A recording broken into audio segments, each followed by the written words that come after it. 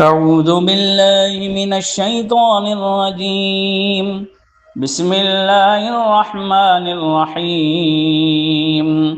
اللهم صل على سيدنا محمد صلاة تنجينا بها من جميع الأهوال والآفات وتقضي لنا بها جميع الحاجات وتطهرنا بها من جميع السيئات وترفعنا بها أعلى الدرجات وتبلغنا بها أقصى الغايات من جميع الخيرات في الحياة وبعد الممات إنك على كل شيء قدير.